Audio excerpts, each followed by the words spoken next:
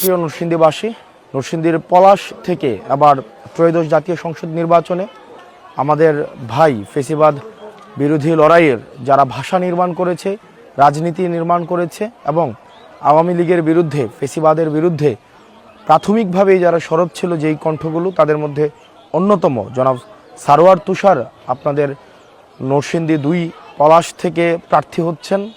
এবং সারোয়ার তুষার ভাইয়ের যোগ্যতা, উনি বাংলাদেশের যে কোনো আসন থেকে উনি রাজনৈতিকভাবে প্রার্থী হওয়ার ওনার সক্ষমতা রয়েছে এবং উনি যে কোনো আসন থেকে জিতে আসার সক্ষমতা রয়েছে।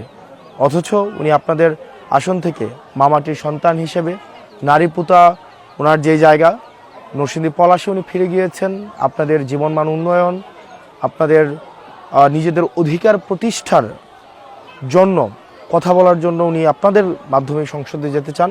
সেটা আপনাদের দায়িত্ব এবার সারোয়ার তুষার ভাইকে সংসদে পাঠানো।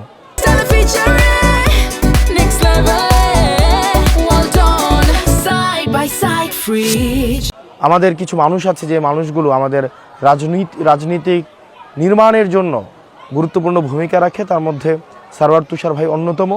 আমরা বিশ্বাস করি সারোয়ার তুষার ভাইয়ের মাধ্যমে আমাদের নরসিংদী পলাশের, নরসিংদী 2-এর মানুষের জীবনযাত্রা, কর্মসংস্থান, তাদের যেই ফেসিবাদের যেই নেতিবাচক তাদের মধ্যে পড়েছে, ব্যবসা বাণিজ্য, শিক্ষা, সংস্কৃতি, প্রগতির পথে সারোয়ার তুষার ভাইয়ের মাধ্যমে সেই বিষয়গুলোর ইতিবাচক রূপান্তর ঘটবে।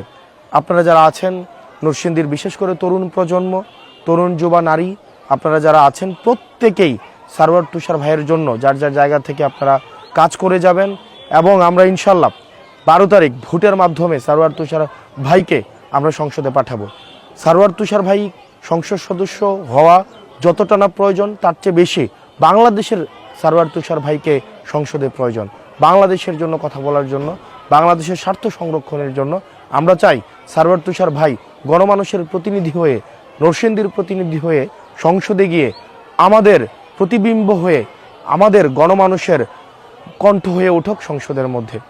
আপনারা সবাই 12 তারিখ ব্যালটের মাধ্যমে আপনারা সেটি সারোয়ার তুষার ভাইয়ের মূল্যায়ন করবেন এবং অবশ্যই সারোয়ার তুষার ভাই জিতে যাওয়া মানেই হচ্ছে আমরা জিতে যাওয়া। আসসালামু আলাইকুম। এলো খবরের কাগজ, নিখাত, নির্ভীক, নিরপেক্ষ।